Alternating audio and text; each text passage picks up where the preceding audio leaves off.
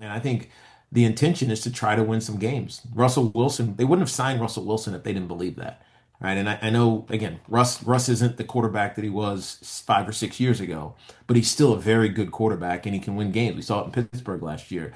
And so I do hope that at some point he gets some time, but I hope it's because the Giants are winning enough that he can play, not if they're losing so much that he has to play.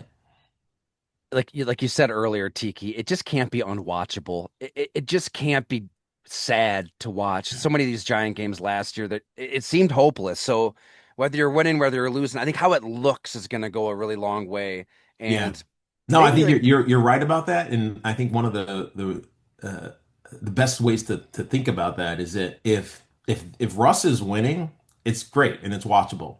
If Russ is not, and they have to go to the young kid, they have to go to Jackson Dart, at least we're looking at our future. And so mhm. even if it's not pretty, you're saying at some point he's going to be our, just like Eli in '04. At some point, this kid is going to be our future. So let's see it developing right in front of our eyes. It becomes a reason, even if they're losing, to go to the stadium, right? To go watch them play. It's because you just want to see the improvement that Jackson Dart is making. Kind of reminds me of Atlanta last year. I mean, I think they were even in the hunt for the NFC Yeah, South still when they benched yeah, Kirk Cousins. They had just beaten the Las Vegas Raiders, but it right. was so ugly. He was so broken. Maybe there was some health stuff involved there.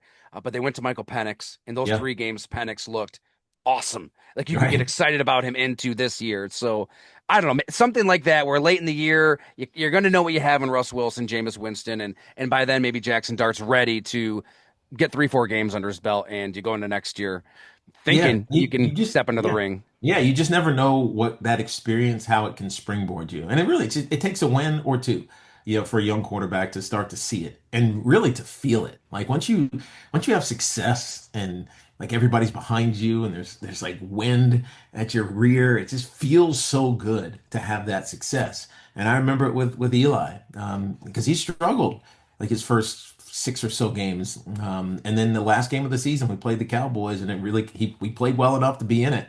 And it came down to that last drive, and he was phenomenal, and Mhm. ultimately got us the game-winning touchdown. And he took that, or we all took that momentum, and we won 10 games the next year.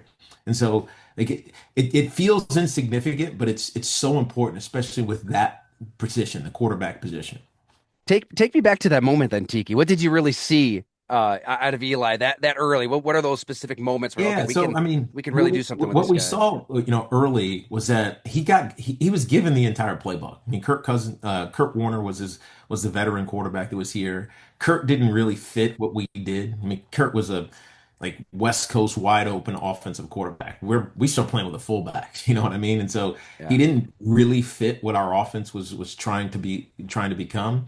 But Eli was given it all, and he had Kurt Warner there as someone to just watch and learn from. Now, obviously, he's got a great pedigree because his father, and maybe more importantly, his brother in Peyton. So there was plenty of like sounding boards, bouncing off, boards for him. But as the season went on, you started to see like a comprehension, like an understanding of what to do and what not to do. Now, I remember we had a lot of check with me's. They kill them now. Like you hear it on when you watch football games, and you hear a quarterback stand up and he's saying kill, kill, kill. He's killing to the second play that he called in the huddle. Gotcha. So they called 2 plays.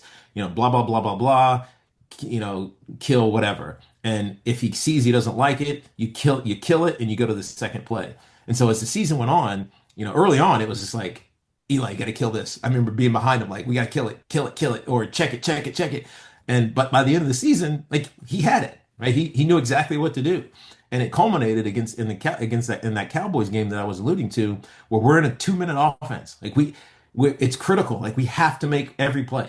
And we're at the line of scrimmage. I'm assuming he was getting, just the brief call in his ear, but he managed it so perfectly, Yeah. and it felt like, all right, this is my huddle. This is my moment. I'm taking advantage of it, and he moved us right down the field, got into the red zone. We had a pass play called, check or killed into a draw. It's usually the other way around. Like you run a draw, you check it into the pass. So he stands up, he checks it, he kills it, and we run a draw and we score a touchdown, and win that game. And I remember, after the game, I was like, man, Eli was exceptional right Yeah. there. Like, and I'm a vet at that point. He's a rookie, but I'm like, man, that was awesome. And then obviously the next year in 2005, we won 10 games and went to the postseason. So, I think that development, I hope we don't have an opportunity to see because that means we're winning and Russell Wilson is doing whatever. But if we do, that's what you look for, right? You look for the competency in those high pressure moments. That tells you when a quarterback is starting to understand what's going on.